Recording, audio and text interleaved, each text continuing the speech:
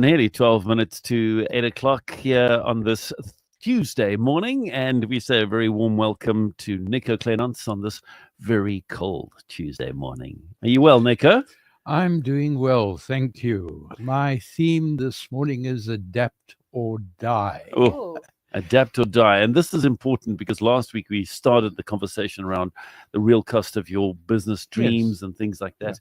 So it was triggered by a business owner who was complaining she wasn't doing any turnover. And I then discovered she has 4 clients.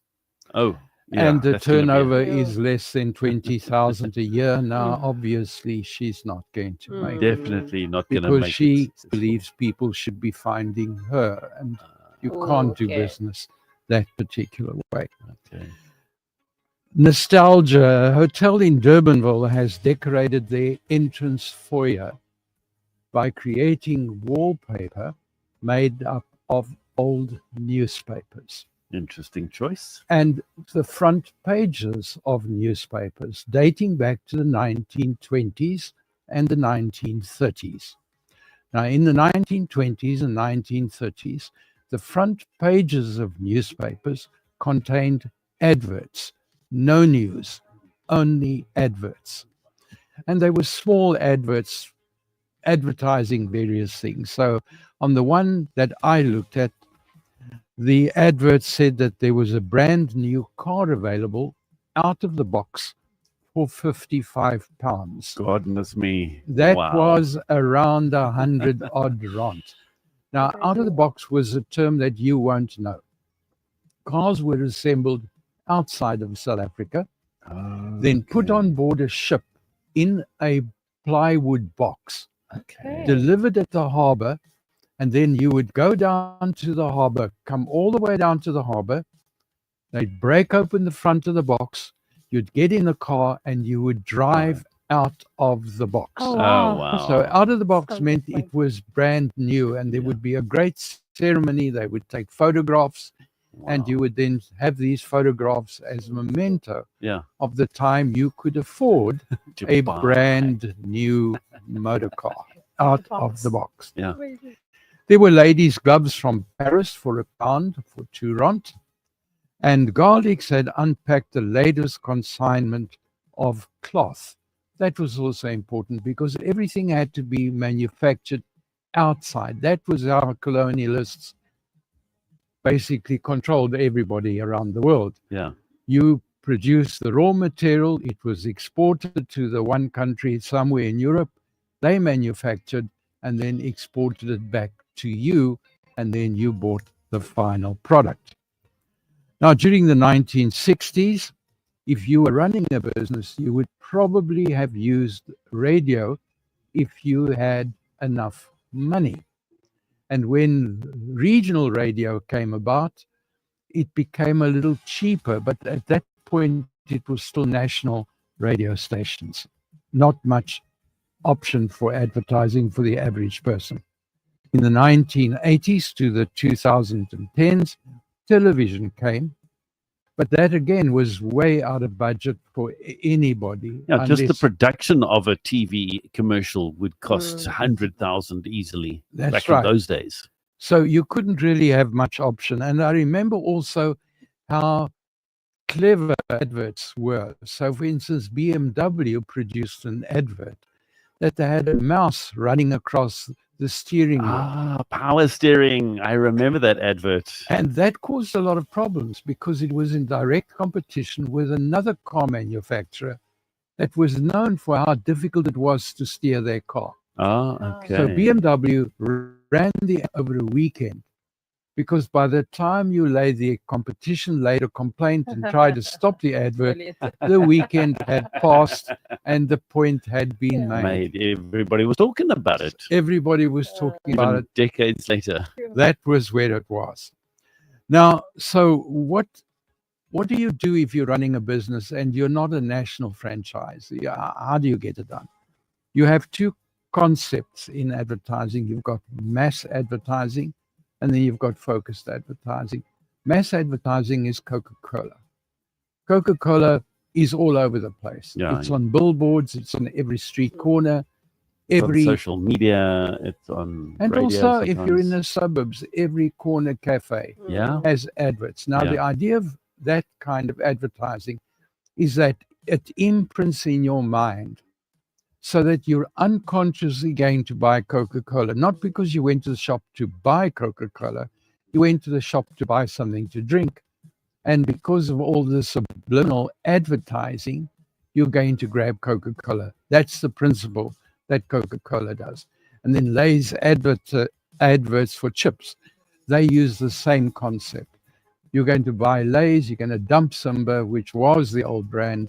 You're going to now go onto Lay's. And it's also interesting with Lay's how they use top stars Yeah. in the terms of soccer or football, as we. That's how they call do it. it now. So that's their concept.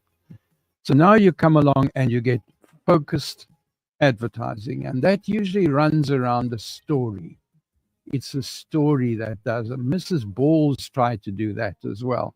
It's this granny, it isn't really a granny, It was really a grin, yeah. and who lived somewhere on a farm, and then she made this chutney. It was wonderful, and it has become a worldwide brand. I was in Wales one Sunday evening walking down this wet street, and there was Mrs. Balls in the window. Oh, wow. And yeah. I was in the Netherlands, in a village in Gouda, small village, and there was Mrs. Ball's chutney. So, you know, It's definitely an international brand. it is an international brand now.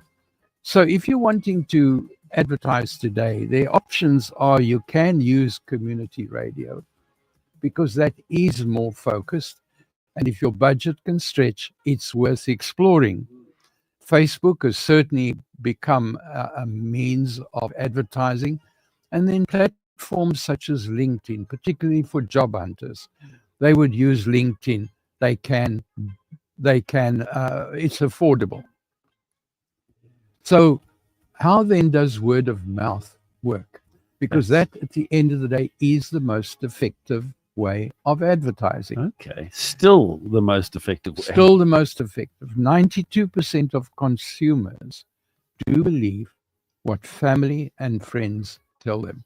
Sure. So if you can get your existing client base to tell their friends and their family, 92% of those people will believe what they are being told about you. Whether they're going to buy is a different story, Yeah. but they will believe that your product is worth exploring. 74% of people will believe key influencers. Now, these are people they don't know at all, but they're people who appear on social media all the time, and they will buy. So if you've got cosmetic or a new kind of cream, you've got to go and pay a key influencer to advertise because that's very, very effective method of getting there. Yeah.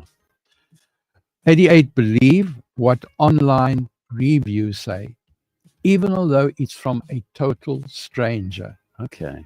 That's why Take-A-Lot harasses you after you've bought the product. Yeah. Review They- this product and you could win. That's right.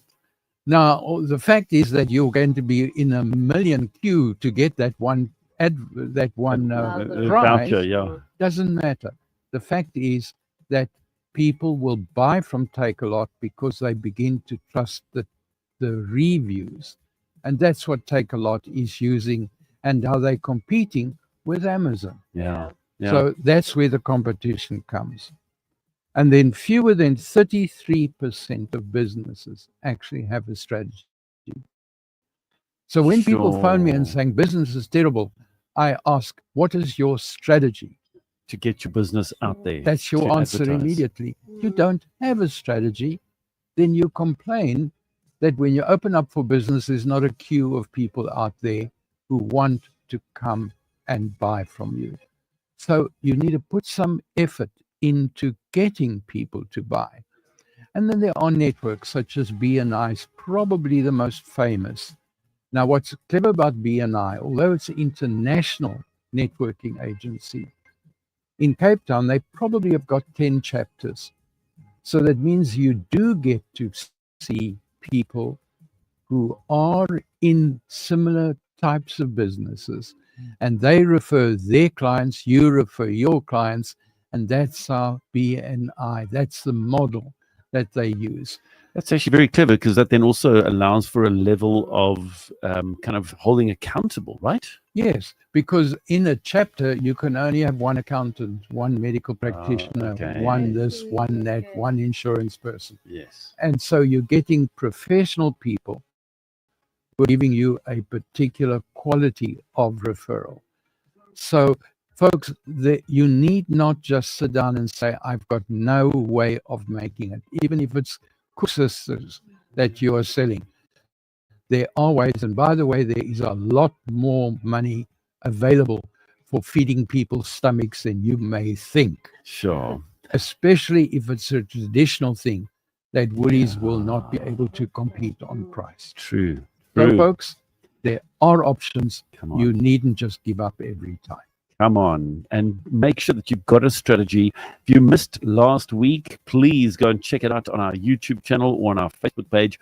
Go and watch it with Nico Kleynhans talking about the real cost of your business dream and unpacking that. Thank you so much, Nico. So great to chat to you as always. Appreciate your time. God bless.